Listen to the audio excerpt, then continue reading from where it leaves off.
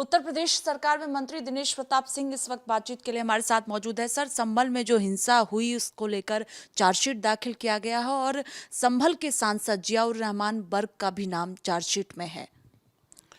देखिए, अब तो यह समाजवादी पार्टी के लिए कितना अशोभनीय होगा कि जो लोग क्लीन चिट दे रहे थे अपनी पार्टी को, जाने क्या क्या आरोप लगा रहे थे, आज की तारीख में सत्य स्थापित हुआ कि समाजवादी पार्टी का ही डायरेक्टली इनडायरेक्टली इस पूरे संभल की घटना में रोल था। तो अब तो कम से कम अखिलेश यादव जी को इस भूल सुधार के लिए पूरे संभल वासियों, उत्तर प्रदेश वासियों से गलती माननी चाहिए कि वाकई ये सत्य था और हम लोग गलत थे। तो मैं समझता हूँ कि उत्तर प्रदेश के यशस्वी मुख्यमंत्री जी के द्वारा जो सरकार आज की तारीख में संचालित हो रही है, उसमें गलत का कोई स्थान नहीं है। जो गलत करेगा उसे दंडित किया जाएगा और मैं समझता हूँ उसमें चाहे जो हो।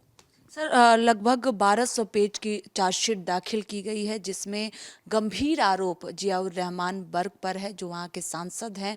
भीड़ को उकसाने का आरोप है और आपको याद है कि कई लोगों की जानें भी चली गई थी संभल हिंसा में, कई लोग घायल भी हुए थे। अब ये आरोप खुद सांसद पर है।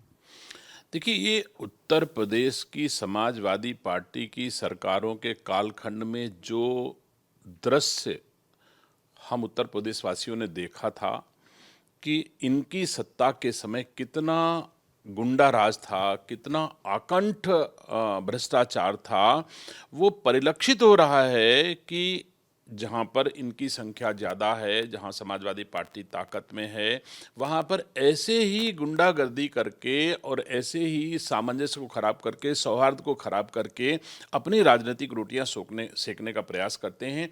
तो मैं समझता हूँ कि समाजवादी पार्टी का चाल, चरित्र और चेहरा बेनकाब हो चुका है और मैं समझता हूँ समाजवादी पार्टी को इसके लिए क्षमा मांगनी चाहिए। आखिरी सवाल है सर कि इन दिनों जो है जिस तरह से अमेरिका के राष्ट्रपति डोनाल्ड ट्रंप लगातार बयान दे रहे हैं, कल भारत के प्रधानमंत्री नरेंद्र मोदी के साथ बातचीत भी ट्रंप की हुई है, उसके बाद देर शाम जो बयान दिया गया उसको लेकर कांग्रेस पार्टी लगातार हमलावर है और कह रही है कि खुद प्रधानमंत्री सामने आकर क्यों नहीं बताते हैं। देखिए, मैं अमेरिका के राष्ट्रपति पर मुझे कुछ नहीं कहना है, लेकिन मुझे गर्व है कि मैं जिस भारत का नागरिक हूँ, उस भारत के प्रधानमंत्री पद पर एक ऐसे प्रधानमंत्री बैठे हैं जो ट्रंप नहीं, किसी के भी दबाव में भारत के सम्मान को, भारत के अहित को होने नहीं देते हैं और इस पर मुझे गर्व है। तो मैं समझता हूँ कांग्रेस के लोगों को सबसे पहले भारत के प्रधानमंत्री का विरोध करने के पहले अपने गिरेबान में झांक करके देखना चाहिए, क्या ये भारत का अपमान नहीं कर रहे हैं, क्या भारत का अहित नहीं कर रहे हैं। जो भारत के प्रधानमंत्री का नहीं, वो भारत का नहीं, वो भारतीय जनता पार्टी की नीतियों का विरोध कर सकते हैं, वो दूसरे दल के लोग हैं, वो हमारी पार्टी की नीतियों का विरोध कर सकते हैं, लेकिन भारत का प्रधानमंत्री, भारत का राष्ट्रपति तो हम सबका प्रधानमंत्री, हम सबका राष्ट्रपति है। तो जब भी कांग्रेस के लोग भारत के प्रधानमंत्री को दुनिया में उनकी साख गिराने, उन पर बट्टा लगाने का काम करते हैं, तो वो स्वयं भी गिरते हैं। जैसे मैं कह सकता हूं कि उसी डाल पर वो भी बैठे हैं, उसी डाल पर हम भी बैठे हैं और डाल काटी जाएगी तो निसंदेह वो भी गिरेंगे, हम भी गिरेंगे। लेकिन ये गिराते समय उनको इतनी राजनीति की हवस है कि वो केवल राजनीतिक रोटियां सेकने के उद्देश्य से देश को भी नहीं छोड़ रहे हैं, प्रधानमंत्री को भी नहीं छोड़ रहे हैं और देश की गरिमा को घटाने का प्रयास कर रहे हैं। इसीलिए इतनी पुरानी पार्टी, सबसे पुरानी पार्टी कांग्रेस का आज की तारीख में इससे खराब दुर्दिन क्या आएंगे कि देश के एक एलओपी लीडर ऑफ अपोजिशन हैं वो, और उनकी मां सर गंगा राम अस्पताल में लंबे अरसे से भर्ती हैं, इलाज है, भगवान उनको शीघ्र स्वस्थ करे, हम सबकी दुआएं, शुभकामनाएं उनके साथ हैं।